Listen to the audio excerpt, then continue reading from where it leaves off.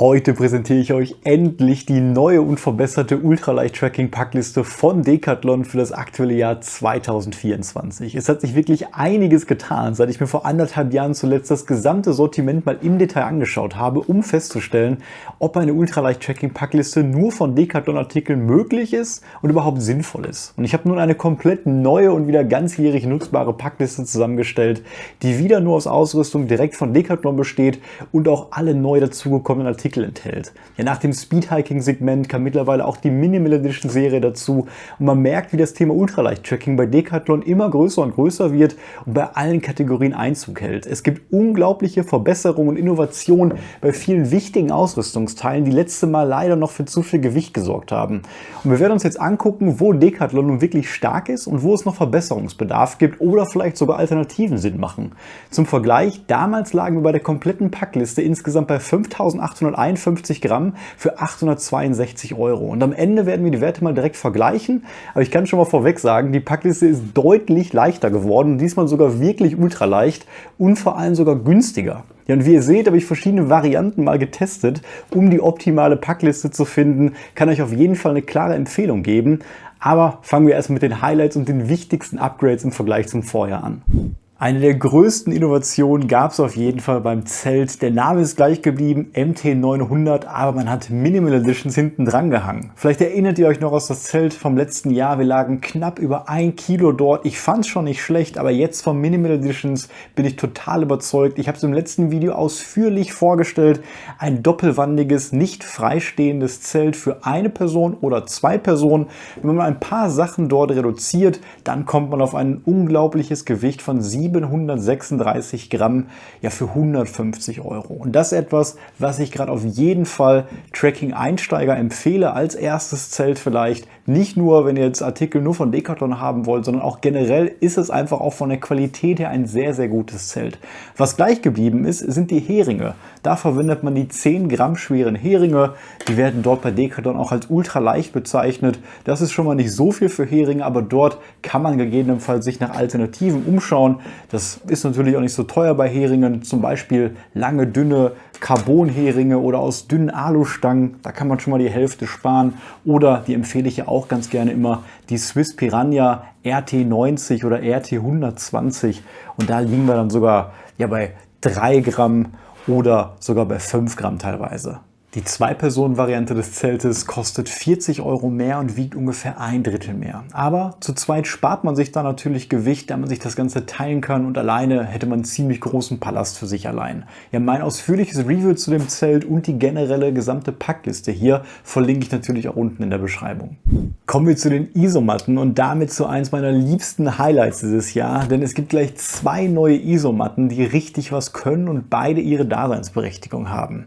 Einmal die MT500 Minimal Editions und die MT900. Und da hat Decathlon wirklich ein geniales Produkt geschaffen, vor allem bei der MT900 Variante.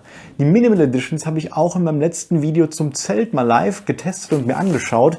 Wenn wir die mal wiegen, die liegt hier bei 480 Gramm, offiziell bei 510 Gramm eigentlich und kostet 45 Euro, hat aber nur einen R-Wert von 1,5. Das heißt wirklich eine sehr, sehr leichte Isomatte für den Sommer. Aber vor allem interessant, meiner Meinung nach, ist die neue MT900. Die wiegt hier mit einer Länge von 1,83 Meter, ja 569 Gramm, kostet 125 Euro, aber hat einen R-Wert von 5,4.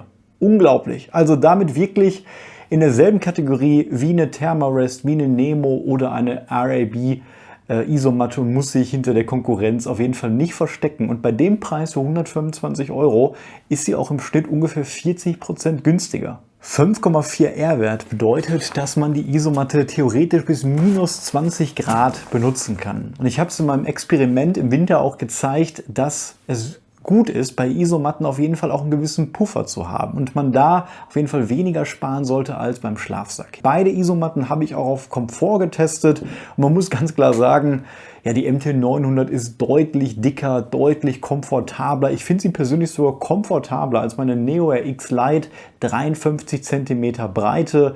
Sie hat ja gummibeschichtete Seiten, das heißt, man verrutscht da drauf nicht, auch die Matte im Zelt verrutscht nicht so einfach.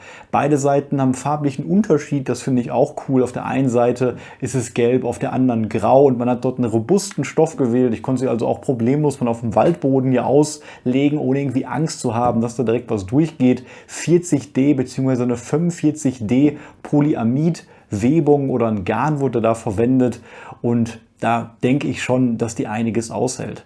Ja, man hat nicht so ein klassisches Ventil, wie man das von anderen Matten kennt, sondern auf der einen Seite gibt es wirklich ein Ventil, was nur für In ist und auf der anderen zum Luftablassen für Out. Und so kann man auch ganz leicht mal die Härte regulieren, wenn man auf dieser Isomatte liegt und ja, egal ob Rückenschläfer oder Seitenschläfer, da sackt die Matte auf jeden Fall genug ein, dass man da keine Schmerzen hat. Also das ist fast schon mein Produkt des Jahres und eine klare Empfehlung. Ich würde wirklich zu der MT500 Millennium Editions nur greifen, wenn ihr wirklich sparen wollt. Die kostet schließlich nur 45 €, ist damit sehr, sehr günstig und nur Sommertouren macht. Aber für alles andere ist die MT900 wirklich eine ganzjährige super Investition, die auch sehr, sehr lange halten wird.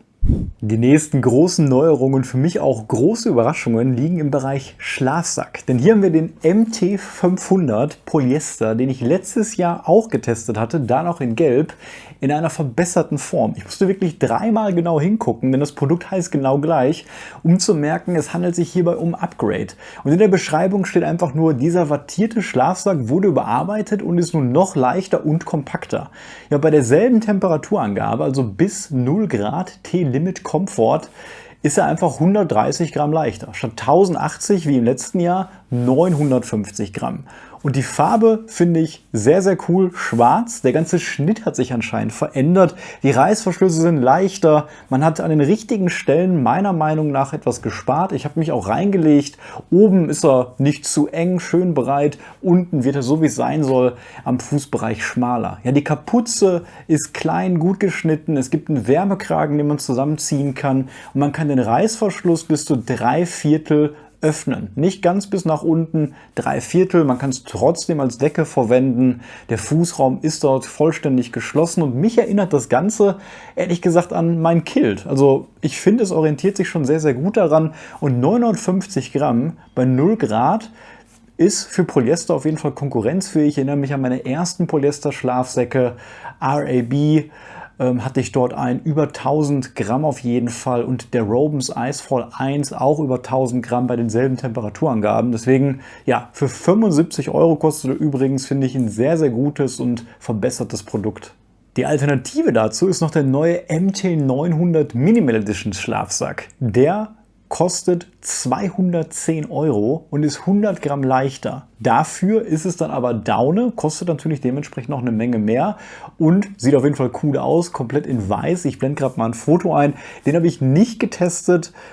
Ich empfehle, das wisst ihr, grundsätzlich immer synthetische Sachen, auch aufgrund der Feuchtigkeit und moralischer Bedenken vielleicht. Aber für Leute, die eher auf Down-Produkte stehen und bereit sind, noch ein bisschen mehr Geld in die Hand zu nehmen, eignet sich der auch. Ich habe für die Packliste aber ja mit den 950 Gramm hier in Größe M bei dem MT500 Polyester gerechnet. Als nächstes hat sich auch der Kocher verbessert und das war letztes Jahr auf jeden Fall noch eine Schwachstelle. Den alten Kocher, den sehen wir hier links auf der Waage, 35 €, 85 Gramm. Ja, und das ist schon ein ganz schöner Apparat, den man beim Ultralight-Tracking auf jeden Fall in der Größe nicht so braucht. In der Mitte sehen wir jetzt das neue Modell, heißt immer noch MT500, ich wiege es gerade mal, 50 Gramm und kostet 55 €. Ein stolzer Preis, aber gerechtfertigt, denn viel leichter geht's nicht mehr.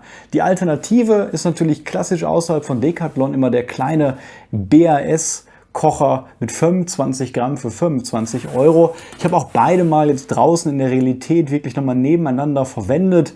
Der BAS, ne, hat immer das kleine Risiko, dass es unter Umständen dazu führen kann, dass Hitze auf die Gaskartusche geht. Und Modelle wie jetzt der neue Kocher von Decathlon oder das Modell Lithium von Eiffel Auto Equipment, die liegen dann beide bei etwa 50 Gramm und haben zum Beispiel auch noch die Funktion, dass sie einen leichten Windschutz hier oben eingebaut haben. Und das merkt man auf jeden Fall. Der MT500 kann 1 Liter Wasser in 3 Minuten 30 Sekunden kochen. Das sind gute Werte, da kommt auf jeden Fall einiges raus und der wirkt für mich auch wirklich sehr, sehr hochwertig und schick. Deswegen freut es mich, dass es da bei Decathlon endlich für jeden einen sehr konkurrenzfähigen und vor allem sicheren Kocher zu kaufen gibt.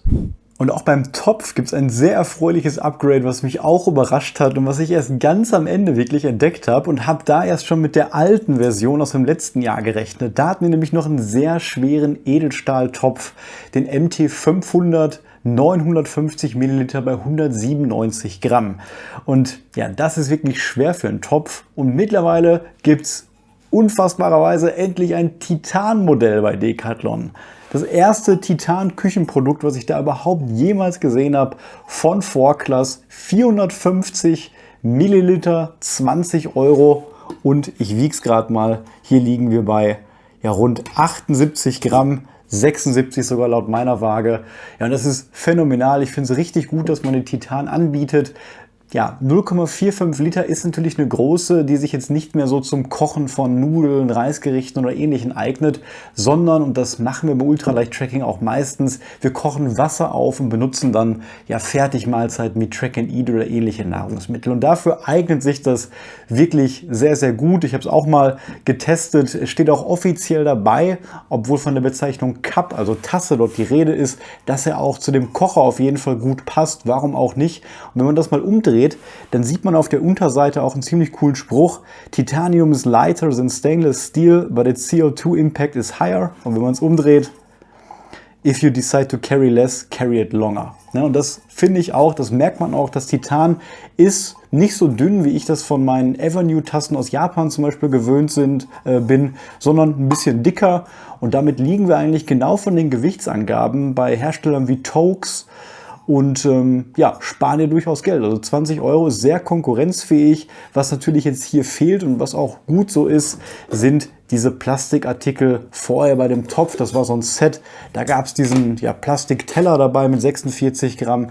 Noch ein Deckel, den ich mir persönlich auch immer spare. Das ja, reduziert die Kochzeit ein bisschen. Man spart sich also Brennstoff ein. Aber ja, das ist nicht viel. Ich lasse den auch mal zu Hause.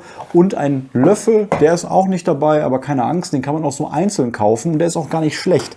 11 Gramm wiegt der hier und kostet nur 2,49 Euro, glaube ich, der MT500 Spork. Finde ich gut, ist aus Plastik, den kann man hier einrasten, noch zusammenklappen und damit kommt man auch in die langen Tüten von so einer Fertigmahlzeit wie Track and Eat rein auf jeden Fall.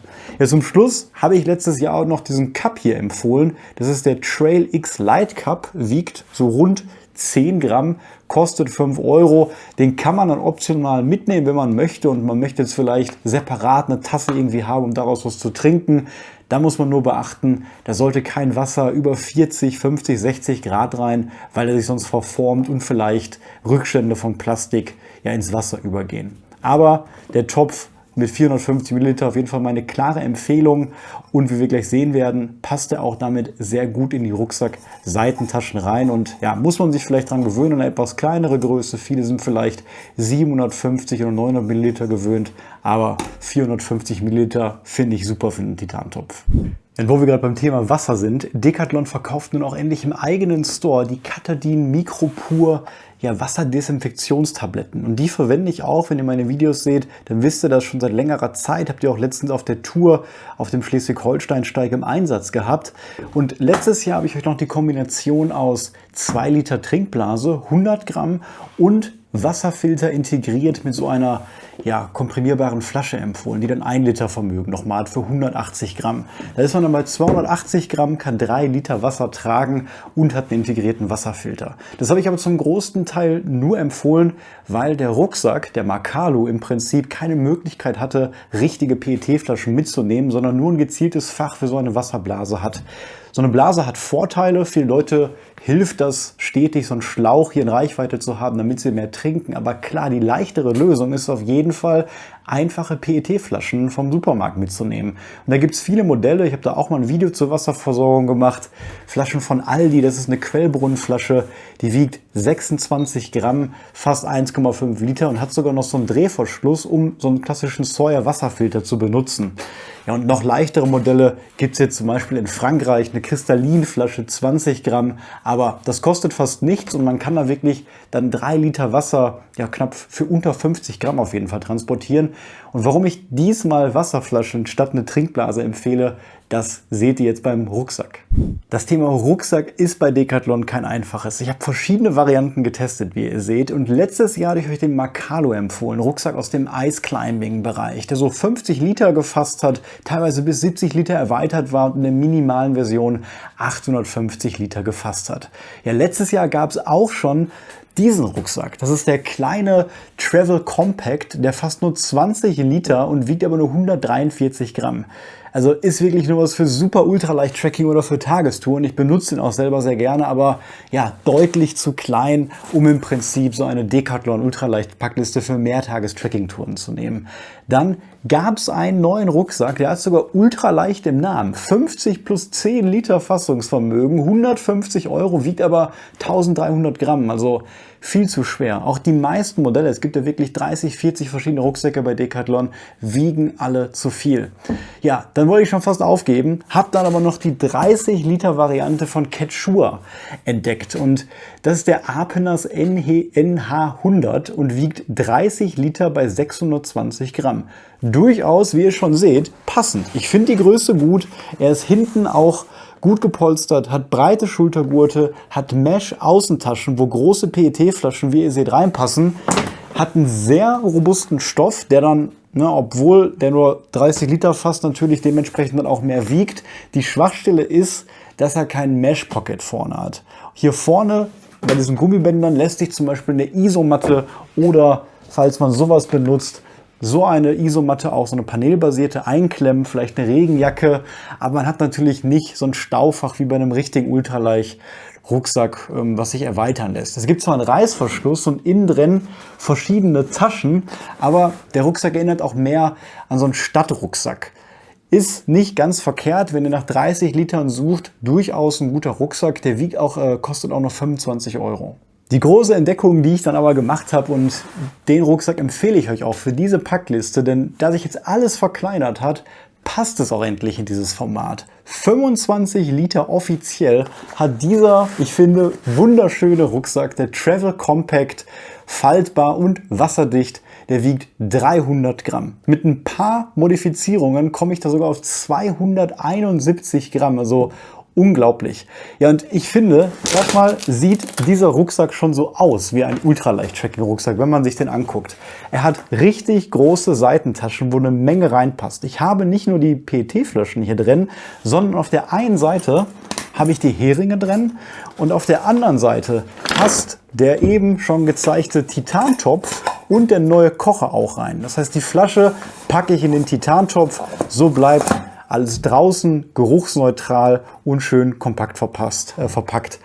Und ihr seht schon, er hat eigentlich wie bei einem klassischen Ultraleicht-Tracking-Rucksack hier oben eine riesengroße Mesh-Pocket, die unglaublich viel fasst. Deswegen würde ich nur wegen der Pocket und den großen Seitentaschen das Volumen schon mal auf mindestens 5 bis 10 Liter erhöhen. Was ich hier gerade draußen drin habe, ist einerseits die Regenhose, auf die ich gleich nochmal eingehe, ein riesengroßer Poncho, der auch über den Rucksack geht, und das komplette Zelt. Es sieht fast nicht so aus, aber alle Sachen sind hier drin und die dürfen natürlich nass werden, die können draußen bleiben, und das handhabe ich auch so bei meinem Sipex-Rucksack. Alles, was nass ist und ich teilweise auch schnell brauche, wie den Poncho oder die Regenhose im Falle des Regens, können hier draußen bleiben. Und dann spare ich mir natürlich eine Menge Gewicht im Body des Rucksacks. Ja, wenn wir uns den mal von hinten anschauen, dann sehen wir hier auch Schultergurte, die oben gepolstert sind und unten ja aus Löchern bestehen, also dünn sind, um Gewicht zu sparen. Diese zwei Griffe sind hier auch noch dran und da könnte ich gegebenenfalls meine Kopflampe festmachen, andere Flaschenhalterungen für kleinere Flaschen anbringen oder kleine Verstaubeutel, um zusätzliches Packvolumen zu haben. Ja, und auch die Rückseite finde ich sehr spannend. Es ist nicht einfach komplett flach oder aus einem einzelnen Stoff, sondern man hat hier so kleine Mesh-Pockets, die dann für eine bessere Belüftung am Rücken sorgen. Und ich habe, obwohl er eigentlich frameless ist, dadurch eine ganz kleine Stabilisierung und natürlich auch einen Hüftgurt, das finde ich auch klasse. Der ist nicht ganz durchgängig hier mit diesem Stoff versehen, sondern eigentlich, wie das bei einem klassischen Ultraleicht-Rucksack auch ist, mit einem kleinen Band. Das wiegt dann dementsprechend wenig, kann aber auch eine Menge Gewicht dann auf den Hüften ablagern. Ja, natürlich auch ein Brustgurt, der darf auch nicht fehlen, um das Ganze zusammenzuhalten. Und eine Besonderheit ist auch, es gibt hier oben noch ein Fach, wo man das wunderbare Vorklass Sitzkissen reinpacken kann. Natürlich halbiert, habe ich letztes Jahr auch schon empfohlen, wiegt als 2 Panel 27 Gramm für 6 Euro. Kann entweder ein Sitzkissen sein, was natürlich in der Pause sehr praktisch ist. Und wenn es hier hinten am Rucksack dran ist, kann man es auch ganz schnell rausziehen und reinstecken. Das ist bei anderen Modellen, wie zum Beispiel dem Gear for Free, natürlich nicht so. Da muss man den ganzen Rucksack aufmachen, den Kram raus und das Sitzkissen reinpacken. Und man kann das Sitzkissen natürlich auch als Isomattenverlängerung benutzen, wenn man vielleicht nur eine 1,80 Isomatte hat, aber trotzdem ein bisschen größer ist. Deswegen, das finde ich schon mal super cool, dass es hier die Möglichkeit gibt, dieses Sitzkissen von außen in ein extra Fach zu packen. Und dadurch, das ist auch für Anfänger wichtig, habe ich nicht so einen großen Stress, den Rucksack optimal zu packen. Manchmal drückt dann irgendein Teil in den Rücken, was nicht optimal liegt. Und wenn da so ein Panel dazwischen ist, ja, dann passiert da eigentlich nicht viel. Dann habe ich schon mal eine Stütze, die ich nicht umsonst mitschleppe und sogar auch noch als Multi-Use im Prinzip als Sitzkissen verwenden kann. Ein weiteres Detail, was mich auch total überzeugt, und da drehe ich dann einmal um, ist hier oben der Verschluss. Einerseits habe ich erstmal einen Rolltop, höhere Wasserdichtigkeit, variabler Stauraum und dann noch einen Reißverschluss hier dran.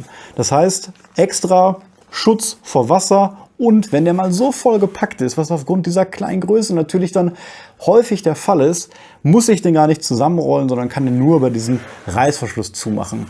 Ja, ich habe hier tatsächlich jetzt alles drin, was ich auf dieser Packliste aufgelistet habe und mal als Beispiel auch ein bisschen Nahrung reingelegt. Nicht vollständig. Und ich würde euch jetzt wirklich realistisch empfehlen, 2-Tages-Ration, wenn es optimierte Tracking-Nahrung ist, passt auf jeden Fall. Also Frühstück, Mittag, Abendessen. Der 3. Tag wird dann vielleicht ein bisschen kritisch. Dann muss man auf externen Stauraum zurückgreifen. Das kann einerseits ja vielleicht ein Fanny Pack sein oder andererseits Taschen an der kurzen Hose, die ich euch gleich auch zeigen werde. Die hat nämlich auch noch ein paar extra Beutel. Oder die 3. Variante ist, es gibt nämlich hier drin nicht einfach nur einen Sack in dem Rucksack, sondern noch einen kleinen Beutel. Und den zeige ich euch mal, versteckt sich hier. Und der, wie ihr schon seht, ist nicht gerade klein. Also der hat so, ich würde schätzen, 3, 4, 5 Liter Volumen. Und der ist eigentlich dazu gedacht, das ist ja auch aufgedruckt, den Rucksack dort drin einzupacken und dann mitnehmen zu können. Ja, und ich habe es mal getestet. Ich habe zum Beispiel den Poncho und die Regenhose und meine Handschuhe reingepackt und den Rucksack, den kleinen Rucksack, einfach nach draußen gehangen und das Ganze dann eingerollt, sodass ich dann quasi hinter meinem Rucksack noch so einen 5 Liter Packsack über mein Mesh Pocket drüber hatte. Das heißt, ich habe da einen variablen Stauraum, um da vielleicht Essen reinzupacken, falls ich mal doch mehr Platz brauche. Ihr wisst, ich bin mal auf das minimale Gewicht bedacht, deswegen habe ich es einfach mal getestet und habe das mal alles abgeschnitten, was man nicht unbedingt bei dem Rucksack brauchte. Ich habe den tatsächlich 2-mal, habe den einmal modifiziert und einmal noch im Originalzustand. Und wenn man hier verschiedene Bänder abschneidet, ich habe es gerade schon gesagt, dann spart man sich nochmal 30 Gramm. Es gab zum Beispiel hier in den Seitentaschen kleine Bänder, die man nicht unbedingt braucht. Oder im Prinzip diese Tasche innen drin habe ich abgeschnitten. Ich benutze sehr selten Packsäcke und wenn, dann im Prinzip die Noakes-Beutel oder DCF-Beutel, die noch vielleicht ein bisschen kleiner sind, aber die haben auf jeden Fall nicht den Vorteil, dass sie fest verankert sind und die sich außerhalb des Rucksacks transportieren lassen. Ja, die Teile, die ich abgeschnitten habe, die liegen jetzt hier auch mal. Das ist diese Tasche, von der ich gesprochen habe, und wenn wir das mal wiegen, dann sehen wir im Prinzip, da können wir nochmal 55 Gramm ganz leicht sparen. Und wenn man einmal seine Größe weiß, dann kann man natürlich auch beim Hüftgurt und beim Brustgurt noch ein bisschen was abschneiden. Ja, ihr merkt schon, wie begeistert ich von diesem Rucksack bin. Und ich habe ihn auch schon länger gesehen. Der war auch schon vor einem Jahr dort vorhanden. Aber aufgrund des begrenzten Volumens 25 Liter habe ich ihn eigentlich sofort außer Betracht gezogen, weil doch einige Dinge wie zum Beispiel der Topf oder das Zelt doch sehr massig waren und ich auf keinen Fall dachte, dass das gepasst hat. Jetzt mit diesen ganzen Upgrades des Equipments passt das auf jeden Fall.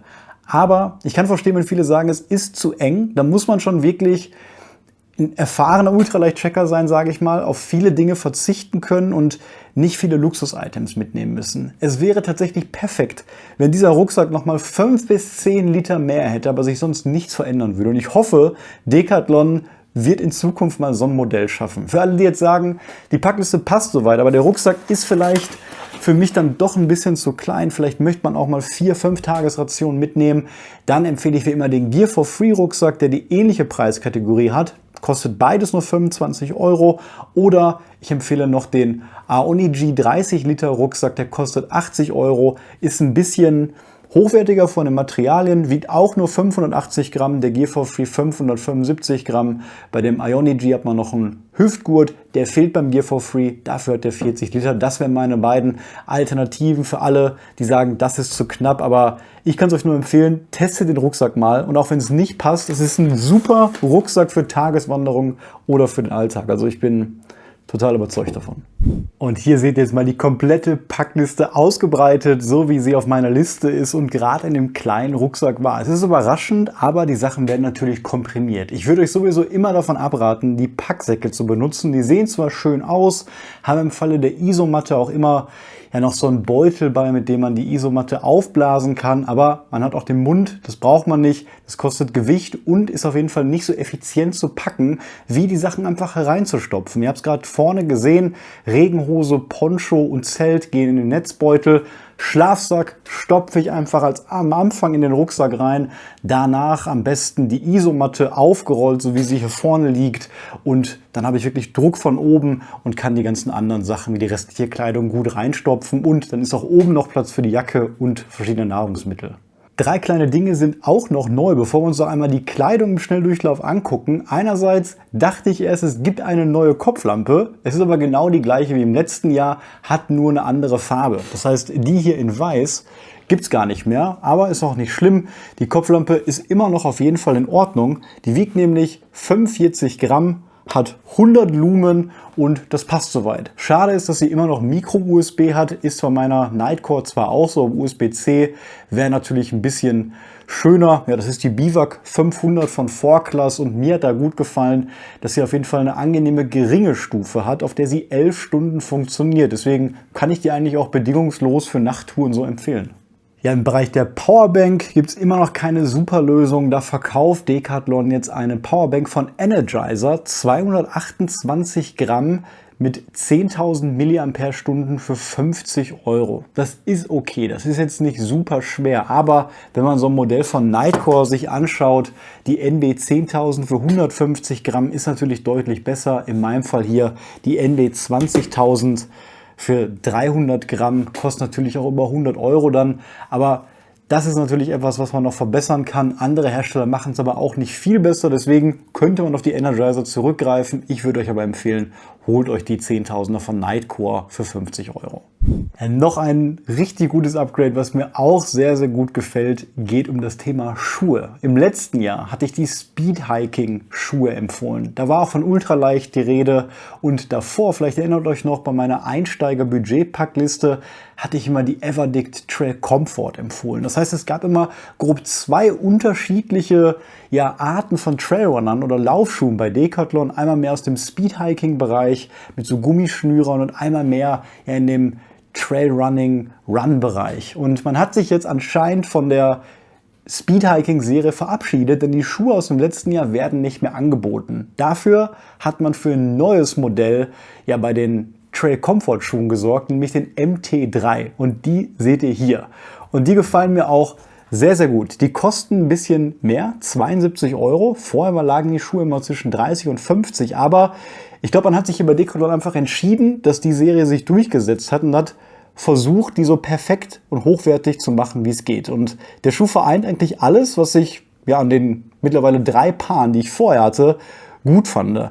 Wir haben hier eine 8 mm Drop-Sohle, die ist ausreichend dick, die ist hart, die hat ein gutes Profil. Man hat eine gute Dämpfung auf jeden Fall. man hat weiche Schnürsenkel, man hat Meshgewebe an den richtigen Stellen, sie wirken gut verklebt, hochwertig. Ich hatte auch zum ersten Mal bei allen Decathlon-Schuhen nicht das Bedürfnis, die Einlegesohle zu tauschen. Das war sonst das Erste, was ich immer gemacht habe. Das fand ich aber auch okay. Ich habe da teilweise Schuhe für 30 € gekauft, die blauen, und habe die über 1000 Kilometer verwendet. Und da habe ich dann für 10 € eine andere Sohle reingemacht, auch bei den letzten. Aber die gefällt mir bisher sehr, sehr gut. Und ja, ich habe hier eigentlich nichts zu meckern. Ich muss sagen, ich habe natürlich noch keinen Langzeittest gemacht. Ich habe die jetzt selber erst seit 2 Wochen, bin damit eine Wanderung gelaufen. Hier steht es auch nochmal MT3 Trail Ground Hard Drop 8 mm. Also gefällt mir sehr gut, und wer bereit ist, dann auch im Vergleich zu den anderen, ist natürlich immer noch nicht teuer, ein bisschen mehr Geld auszugeben, den würde ich auf jeden Fall die Schuhe hier empfehlen. Und optisch ist natürlich auch Geschmackssache. Gefallen mir die auch mit am besten. Die sind nicht ganz so auffällig, ganz so knallbunt. Hier ist immer noch ein bisschen Gelb im Spiel, aber ja, ich finde die sehr passend. 320 Gramm für einen Schuh ist für einen Trailrunner auch relativ normal. Wer dann doch noch sparen will, es gibt von Kalenji auch noch die Run Active. Da zahlt man genau die Hälfte, 36 €. Und die erinnern dann ja an eine etwas einfachere Variante an die alte Serie, die ich vorher empfohlen habe.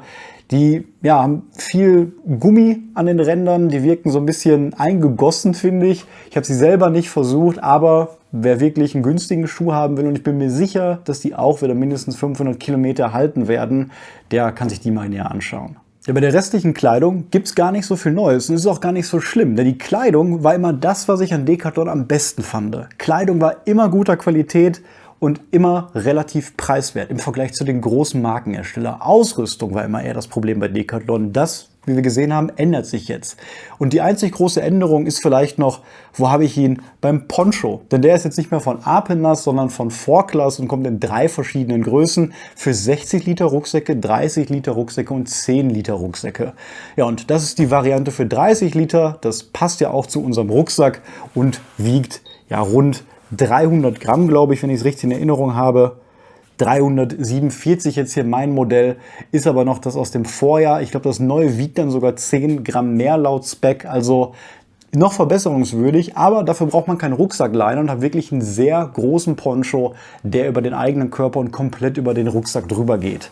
Ja, ansonsten die Regenhose, mit der bin ich auch immer sehr zufrieden. Die von Everdict wiegt 190 Gramm, finde ich auf jeden Fall auch okay. Da gibt es natürlich Regenhosen, die nur die Hälfte wiegen, aber das ist eine robuste Hose. Ihr seht schon, Ripstop Nylon, gute Nähte. Und die kann man natürlich auch, wenn es kalt ist, mal über seine Schlafhose ziehen und dann auch am Tag irgendwie im engen Buschwerk tragen, ohne Angst haben zu müssen, dass direkt alles kaputt geht. Die Schlafhose ist die grüne hinten, auch dieselbe aus dem Vorjahr. Das heißt, eine Fließhose finde ich immer super angenehm zum Schlafen, hält warm, wiegt hier in meiner Größe 187 Gramm. Das heißt, man kann da schon eine sehr gute Wärmeleistung erwarten. Ja, den Base Layer, den kennt ihr auch, den Kip Run Care, den trage ich immer sehr gerne. Langarm bevorzuge ich immer, auch im Sommer, wenn es heiß ist. Kann also dann, wenn mir die Sonne zu viel wird, den ein bisschen runter machen, und ja, mir wird dann eigentlich auch nicht zu warm. Und wenn ich doch mal kürzer haben will, krempel ich das hoch. Deswegen, es gibt aber auch Modelle, die natürlich einen kurzen Arm haben. Da habe ich auch welche.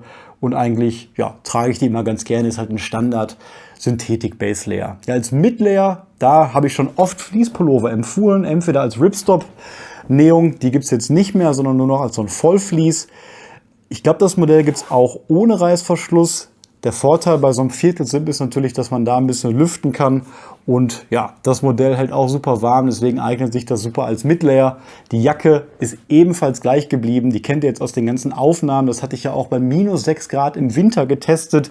Die liegt hier drüben, wiegt 350 Gramm, ist auch sehr, sehr preiswert, die kostet nämlich nur 38 Euro. Eine meiner Lieblingsjacken, die habe ich in Blau und in Schwarz, trage die auch regelmäßig im Alltag im Winter.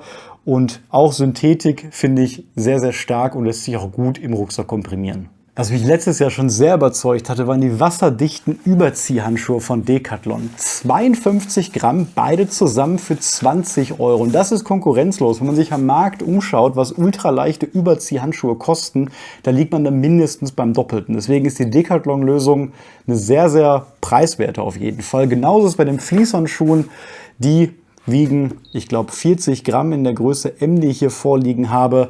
Da macht man auch nichts falsch, sogar weniger, 28 Gramm für beide Paare. Ich glaube, das ist Größe S dann. Passt mir aber auch und mit der Kombination dieser beiden Handschuhe ist man eigentlich ganzjährig auch für jedes Wetter gewappnet. Ja, Multifunktionstuch, 58 Gramm, auch super von Decathlon. Socken habe ich diesmal die Kiprun 500 genommen. Da kriegt man 2 Paar für 6 Euro, sind halb hoch. Das finde ich immer am besten persönlich. 30 Gramm für ein Paar, auch auf jeden Fall in Ordnung. Und die Cappy, die trage ich bis heute auch immer. Die kennt ihr aus allen meinen Videos, habe ich in weiß und in schwarz mittlerweile. Da gibt es auch optionalen Sonnenschutz dabei, der über den Nacken geht. Den mache ich meistens ab. Und dann hat man eine schicke Cappy für 19 Gramm und viel leichter geht es eigentlich auch nicht. Ja, und als letztes Kleidungsstück noch mein absolutes Lieblingsitem, was ich ausnahmslos seit 3 Jahren auf jeder Tour dabei habe und das auch im Winter und im Sommer. Diese kurze Hose habe ich auch mehrfach mittlerweile, ist mir auch schon zweimal jetzt über die Jahre kaputt gegangen. Das passiert einfach, ich kaufe sie immer wieder und werde es auch tun, solange es die gibt. Eine zweilagige kurze Hose, das heißt, die wärmt auch im Winter die Oberschenkel. Und der große Vorteil sind die ganzen Taschen hier. Und ich habe es gerade schon gesagt, man gewinnt da wirklich, ich würde echt sagen, 5 Liter mindestens an Volumen. Hier vorne packe ich immer mein Handy rein. Das stört auch nicht beim Laufen, weil es eben auf der Hüfte am Gürtel ist. Innen drin ist noch ein Reißverschlussfach. Und da packe ich dann zum Beispiel Bankkarten, Ausweis, Kleingeld oder ähnliche Dinge rein. Hier an den Seiten haben wir noch 2 einzelne große Beutel, die sich wirklich gut ausweiten lassen. Hier finden Proteinriegel, Powerbanks, Kabel, kleine Ziploc-Beutel Platz, Handschuhe, selbst so eine Regenhose hatte ich hier schon drin. Und hinten nochmal genau dasselbe, ein ganz großes Reißverschlussfach. Und ja, zahlreiche Möglichkeiten, was man da reinpacken kann. Das sollte man wirklich nutzen. Gerade wenn man jetzt wie bei dem Rucksack, den wir hier bei der Packliste verwenden, keine Hüftgurttaschen hat. Dann ist das eine super Alternative für eine Hüftgurttasche, die meiner Meinung nach auch weniger beim Laufen und Wandern wirklich stört. Die Hose gibt es mittlerweile auch in einer einlagigen Variante und in einer etwas längeren Variante. Also da ist für jeden vielleicht auch was dabei, wenn ihr diese Doppellagen nicht mögt, obwohl ich sie für den Winter schon sehr gut finde. Und außerdem schützt sie auch ein bisschen gegen Zecken. Die haben es nämlich ein bisschen schwerer, durch diesen wirklichen engen Gummibund dann das Bein hochzukrabbeln. Ansonsten fehlt noch der wirklich unschlagbare Trekkingstock aus dem Speedhiking-Bereich. 210 Gramm für 20 Euro. Also phänomenal, 420 Gramm dann für das Paar. Finde ich sehr, sehr gut. Falls der nicht verfügbar ist, der ist nämlich schon ausverkauft, gibt es aber auch viele Alternativen, die dann 230, 240 Gramm wiegen, noch ein bisschen günstiger sind. Aber ja, das Modell finde ich sehr, sehr gut. Lässt sich nur einmal einfahren, das heißt, man hat eine gewisse Länge. Es passt aber auch in den Rucksack neben die Flasche. Aber ja, manchmal, wenn man vielleicht verreist, wird man sich doch lieber wünschen, den noch kürzer zu machen. Mich persönlich stört es nicht. Die Länge eignet sich auch super für einen Zeltaufbau. Ich glaube, bis 1,30 Meter ging das hier sogar, ist aus Alu. Deswegen macht man da eigentlich nichts falsch. Das allerletzte Item ist natürlich das altbekannte Kissen. 6 Euro kostet das nur, wiegt 100 Gramm, ist sehr, sehr einfach und zugegebenermaßen relativ schwer für so ein Kissen. Und das wäre auch eins von 3 Sachen, bei denen man überlegen könnte, da günstig wirklich eine Alternative zu kaufen. Entweder beim Kissen wäre das die Ultraleicht-Variante des C2 Summit Regular Kissen, 56 Gramm, oder das Kissen von Zpacks, was ich auch verwende, dann nur 40 Gramm und beide kosten 30 Euro. Das nächste, worüber man drüber nachdenken könnte, wären, das habe ich auch schon erwähnt, die Heringe. Die von Swiss Piranha, die kosten dann 20 Euro das Set und da kann man dann schon mal 2/3 des Heringgewichts sparen. Also alle zusammen wiegen natürlich 60 Gramm und da verliert man dann auch 40 bis 50 Gramm. Und das letzte wäre natürlich die Powerbank, hatte ich auch schon erwähnt. Da macht es meiner Meinung nach Sinn, sich außerhalb von Decathlon umzusehen und vielleicht nicht zu der Energizer für 50 Euro zu greifen, sondern da lieber ein Nightcore-Modell oder die Anker-Variante für 180 Gramm zu nehmen. Wer ein bisschen mehr Geld in die Hand nehmen möchte, könnte ansonsten am besten danach bei dem Regenponcho und der Regenhose sparen. Beim Poncho kann man einfach die Hälfte des Gewichts einsparen und statt 20 Euro für den Decathlon Poncho 80 Euro für den C2 Summit Ultra Nano Sil Poncho bezahlen. Der liegt dann bei 145 Gramm statt, wie wir gesehen haben, bei knapp 300. Ansonsten bei der Regenhose könnte man für 120 Euro zu der RAB Phantom Pants greifen. Die bei Decathlon kostet übrigens schon 60 Euro, also auch nicht wenig. Und da hat man dann 79 Gramm statt 185 Gramm. ist aber von der Preis-Leistung, finde ich, beides okay. Sind natürlich deutliche Unterschiede, 80 zu 20 Euro, 120 zu 60 Euro. Aber das wären so die Sachen, von denen ich sagen würde, da würde es am nächsten Sinn machen, abzugraden. Und das zeigt eigentlich schon, und da sind wir auch fast beim Fazit, wie gut diese Ultraleicht-Packliste von Decathlon eigentlich mittlerweile geworden ist. Ja, insgesamt liegen wir bei der neuen Decathlon Ultraleicht-Tracking-Packliste bei nur 4.277 Gramm. Und damit nach jeder Definition ultraleicht. Und da kann man noch mehr optimieren. Also ich habe bei vielen Dingen jetzt noch nicht die Schilder entfernt, vielleicht ein paar andere Modifikationen durchgeführt. Wer sich wirklich Mühe gibt, kann dann noch wahrscheinlich unter 4.200 Gramm kommen. Und diesmal liegen wir bei 827 Euro. Was günstiger ist. Also gerade beim Rucksack hat man zum Beispiel gespart, bei vielen anderen Sachen. Manche Sachen sind auch teurer geworden, aber dafür lohnt es sich, Geld zu bezahlen. Zum Beispiel beim Kocher oder bei der Isomatte. Letztes Jahr waren es 860 Euro rund und 5.650 Gramm. Also wirklich in jeder Hinsicht ein deutliches Upgrade. Man merkt also, es tut sich wirklich einiges. Gerade wie schon gesagt, Isomatte, Zelt, Schlafsack, Schuhe, Kocher. Sind Dinge, die mich total überrascht haben, die mich überzeugt haben. Bei der Kleidung hat sich nicht viel verändert, wie schon gesagt, muss sich auch nicht. Die hat immer schon in einer viel höheren Preisklasse gespielt von der Qualität. Und wenn man sich jetzt die Isomatte anguckt, ich finde, das ist das beste Beispiel wirklich, da macht es keinen Unterschied mehr zu den großen Herstellern wie Thermarest oder vielleicht nur ein ganz klein und von der Qualität auch nicht. Deswegen darf man verschiedene Ausrüstungsteile bei Decathlon gar nicht mehr als Einsteigeroption oder günstige Startoption wahrnehmen, sondern teilweise, und das ist bei einigen Dingen, die ich hier gezeigt habe, der Fall, wirklich ein professionelles Ultraleicht-Tracking-Teil, auch wirklich für Fortgeschrittene und Leute, die das Hobby wirklich ernsthaft und langfristig betreiben wollen. Ein Vorteil ist natürlich auch noch, falls das jetzt eure erste Packliste sein wird, euer erstes Set oder auch für Leute, die sich bei einigen Dingen, die ich hier gezeigt habe, nicht so sicher sind. Ist ja auch klar, weil man muss die manchmal selber anziehen. Dann kann man das bei Decathlon. Ihr könnt zu eurer nächsten Filiale fahren und die meisten Dinge, ich würde sagen 90% sind in den Stores vorhanden. Einige Dinge wie zum Beispiel der Rucksack oder teilweise das Zelt, die gibt es nur in manchen Stores. Also in meinem zum Beispiel nicht, die musste ich mir online dann bestellen, aber das ist natürlich toll. Man kann in den Laden gehen, kann alles mal anprobieren, kann es testen, hat die Möglichkeit, verschiedene Größen auch bei der Kleidung zu testen, hat immer einen Ansprechpartner, kann das im Laden zurückgeben und, das ist bei Decathlon auch toll, die haben verschiedene Reparaturmöglichkeiten, legen also viel Wert auf Nachhaltigkeit und das habe ich auch schon selber oft genutzt. Man geht zum Service Point, kann verschiedene Dinge reparieren und ja, das bieten natürlich auch große Firmen wie Patagonia an, aber meistens bei diesem Preissegment findet man das nicht. Und Ausrüstungsteile gibt es dann einzeln auch nachzukaufen. Zum Beispiel, wenn das Innenzelt mal bei dem Zelt kaputt ist, kann man das einzeln nachbestellen. Wenn verschiedene Adapter von der Isomatte vielleicht fehlen, kann man das nachbestellen. Und das ist ein Vorteil, als wenn man jetzt Gear irgendwie von Amazon oder von amerikanischen Herstellern bezieht. Da hat man meistens dann ja bei solchen Fällen immer Probleme. Die Packliste könnt ihr euch in Ruhe nochmals in der Beschreibung wirklich angucken. Da habe ich alle Gewichte, alle Preise und Bilder und vor allem Link zu den Produkten hinterlegt. Da fehlt natürlich in der Liste jetzt noch die Powerbank und zum Beispiel so ein Noakes-Bag mit verschiedenen Hygienesachen oder ja, einem Stromkabel und einem Adapter. Das muss man noch dazu rechnen. Ja, ich bin sehr, sehr gespannt, was sich bis zum nächsten Jahr tut bei Decathlon. Ich bin total angefixt auf jeden Fall von den Sachen jetzt. Ich hoffe, ich konnte das so ein bisschen vermitteln und euch hier einen guten Einblick geben. Und ich hoffe, da waren auch ein paar interessante Sachen für euch auf jeden Fall dabei. Ganz besonders hoffe ich natürlich, dass der Rucksack nochmal verbessert wird und da vielleicht eine größere Version kommt. Aber ich bin gespannt und ja, schauen wir einfach, wie es im nächsten Jahr aussieht. Bis dann.